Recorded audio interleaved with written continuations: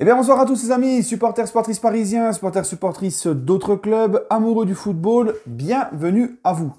Les amis, bah écoutez, j'ai le plaisir de vous retrouver pour la vidéo que je vous avais dit. Il y a eu l'interview d'Mbappé, il a fallu qu'on décrypte tout ça. D'ailleurs, demain, il y a l'interview de Messi sur France Football qui sort demain. Donc, je prévois de faire le débrief. De l'interview de Messi, enfin les points les plus importants, demain en vidéo. J'ai fait un petit sondage Instagram pour savoir si les gens voulaient que je le fasse. Et les 95% voulaient que je le fasse. Donc je le ferai. Encore une fois, pour me suivre sur mes réseaux sociaux, c'est en dessous dans la description et en commentaire épinglé.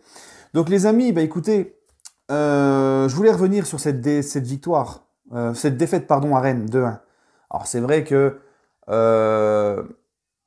moi, je fais les débriefs à chaud, donc c'est vrai, quand tu fais les débriefs à chaud, tu parles, t'es à chaud, quoi. Donc, j'étais énervé, j'ai gueulé, hein, mais vous aimez bien quand je gueule aussi, hein. Dites pas le contraire, vous aimez bien quand je gueule.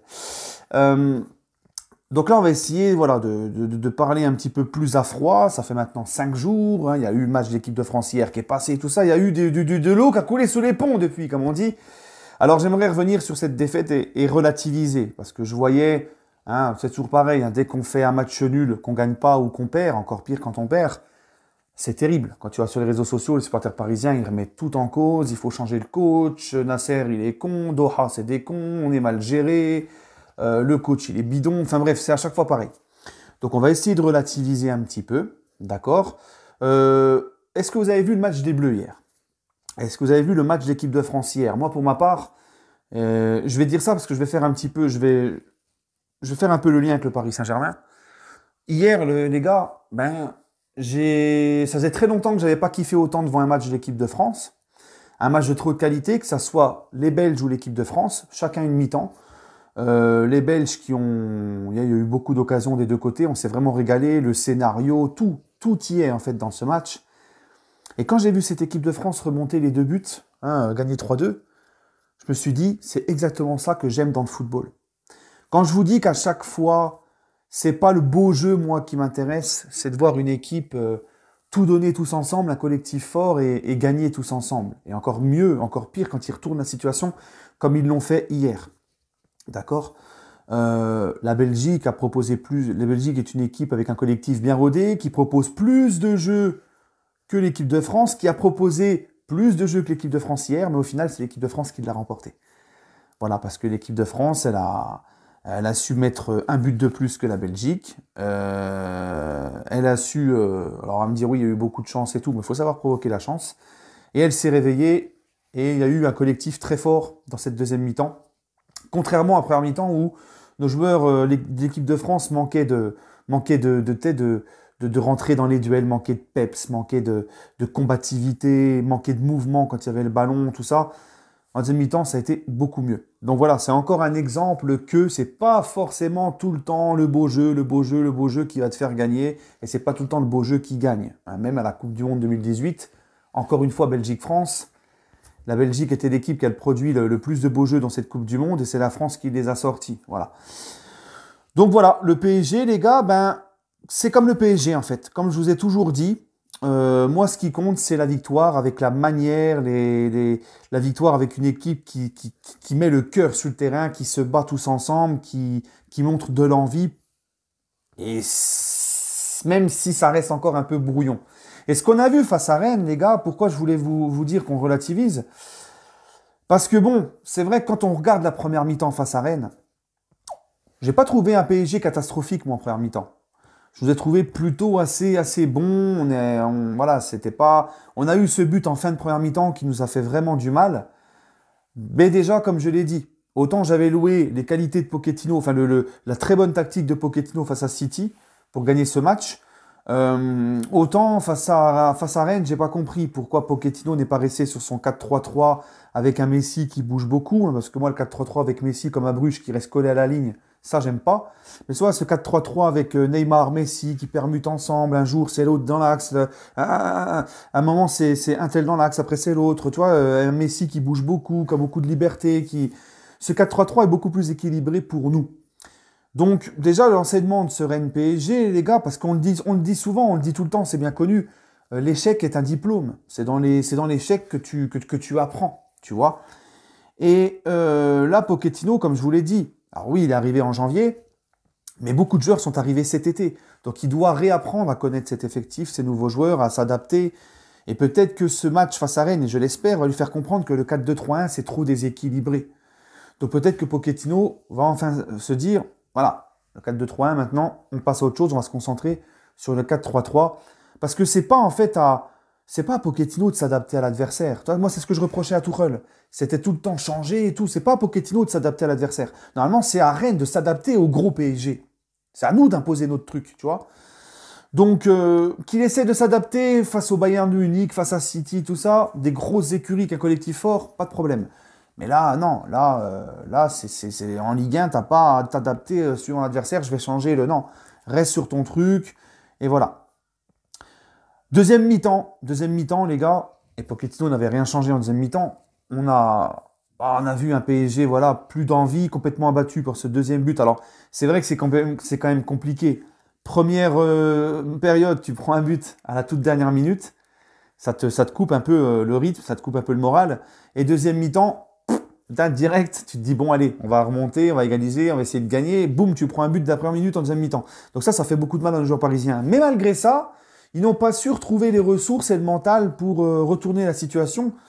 Et Pochettino qui fait ses changements tard et qui n'a rien changé non plus. Donc voilà, je me dis que tout ça, ça peut aussi, on va relativiser, d'accord? La saison est encore très longue. Que ça soit sous Ancelotti, sous Tuchel, sous Laurent Blanc, hein, le PSG n'a jamais été champion sans perdre un match de Ligue 1. On en a perdu sous Ancelotti des matchs de Ligue 1. Sous Henry, pareil. Sous Tuchel, pareil. Donc, on va pas tout remettre en cause pour une défaite en Ligue 1. Fallait bien que ça arrive, mais quand tu regardes le bilan global là, à l'heure actuelle, d'accord, on est au mois d'octobre, 8 victoires sur 9 en Ligue 1, t'es premier avec 6 points d'avance, et en Ligue des Champions, t'es premier de ton groupe en ayant notamment battu la plus grosse équipe du groupe avec toi, quoi, tu vois. Donc, c'est loin, loin, loin d'être catastrophique, c'est loin, loin, loin d'être un argument pour dire qu'il faut changer le coach. Parce qu'encore une fois, quand on dit que Pochettino... Les gens vont me dire, tu le défends trop, mais les gars, quand je vous dis que Pochettino, il faut lui laisser du temps avec une saison pleine, un mercato, une préparation estivale, et qu'on le jugera sur la saison. La saison, c'est quoi? Elle se termine quand, la saison? Elle se termine en juin. C'est pas au mois d'octobre qu'il faut émettre des jugements hâtifs. Parce que c'est bien beau de vouloir dégager Pochettino. Mais si demain, tu fais venir Zizou, par exemple, ou Antonio Conte, ou je ne sais pas lequel, et puis que dans 2-3 mois, il y a 2 ou 3 défaites, il n'y a pas un jeu flamboyant comme certains aiment, bah, ces mêmes personnes vont nous dire « Ah, bah, il est nul, on va le dégager lui aussi, tu vois ?» C'est bon au bout d'un moment. Laissez-les bosser, laissez-leur le temps, hein, aussi aux nouvelles recrues de s'adapter, à Neymar, Mbappé, Messi de trouver les remarques tous les trois ensemble. Hein. On a vu par exemple Benzema Mbappé hier le match, pour reprendre encore l'exemple de l'équipe de France. C'est seulement maintenant qu'on commence à voir Benzema et Mbappé un peu savoir comment combiner ensemble, travailler ensemble. Ça demande du temps, les gars. Ça demande du temps. Donc on va essayer de relativiser. Je pense que nos joueurs, on va espérer. Moi je suis quelqu'un de positif. Moi j'aime pas les gars là qui sont H24 en train d'envoyer que du négatif et tout le temps tout le temps être dans le négatif, tout le temps les mecs qui sont pas heureux, tu vois, limite je te dis, hein, ils sont à deux doigts de se pendre. Non, soyons un peu positifs. Peut-être que ça va permettre à Pochettino et j'espère de voir que le 4-2-3-1, c'est pas le système qu'il nous faut, que c'est à nous d'imposer notre truc à nos adversaires. Que ça montrera aux joueurs que rien n'est acquis, tu vois, rien n'est acquis, même en Ligue 1, il faut de la combativité, il faut pas s'endormir, il faut de la combativité, et aussi que c'est bien beau de bien gagner en Ligue des Champions, de faire des gros matchs, mais que quand tu reviens, parce qu'ils nous ont habitués à ça aussi souvent. Hein, dès qu'on fait un gros match en Ligue des Champions, on a une décompression et on se fait taper le week-end qui suit en Ligue 1, en général on se fait battre, on est très mauvais. Le week-end qui suit une grosse performance en Ligue des Champions. Donc voilà, ça aussi, ça peut aussi leur faire comprendre que rien n'est acquis, qu'il faut toujours être combatif, qu'il faut toujours aller de l'avant et que même après la Ligue des Champions, il faut vite se remettre dans le bain. Voilà, donc moi je relativise, hein, je me dis certes c'est une défaite, ça nous a beaucoup ennuyé parce qu'en plus, laisser le PSG 2 semaines avec la trêve internationale sur une défaite comme ça te casse les pieds parce que en général, quand tu as une contre-performance, tu te dis, tu joues 2-3 jours plus tard et tu te dis, bon, On peut rebondir dans 3 jours, on gagne et c'est oublié. Là, tu vois, t'attends tes 2 semaines, tout ça. Voilà. Donc, on va relativiser, les amis. D'accord? Et puis, comme je vous le dis, je reste positif et on fera les comptes à la fin. Et soyons derrière nos joueurs, soyons derrière nos dirigeants, soyons derrière l'équipe, derrière le club. Hein. Arrêtons à la moindre occasion de tout de suite remettre tout en cause. Et nos dirigeants sont des peintres. Et lui, ceci, le dirigeant laisse trop faire. Et lui, cela. Et dans les autres clubs, c'est pas comme chez nous. Alors que, voilà. Donc, hein, vous voyez, il y a aussi beaucoup de clubs qui ont perdu, qui perdent. Même le Bayern Munich, hein, qui est un collectif fort, où ils sont fait battre par une équipe qui est beaucoup plus faible qu'elle. D'accord? Alors, c'est pas un exemple, faut pas s'inspirer de ça. Mais je veux dire par là, c'est des choses qui arrivent. C'est pas pour autant qu'on va tout remettre en cause au Bayern, C'est des choses qui arrivent. La saison est très longue. Et je le dis encore une fois, il faut relativiser et qu'on reste positif, les amis. Voilà. D'accord? Parce que comme je vous l'ai dit, à force, vous allez finir pendu. Hein? Donc voilà. Allez les amis, sur ce, prenez soin de vous. Et on se retrouve demain pour le débrief de l'interview de Messi. Prenez soin de vous et allez Paris les gars.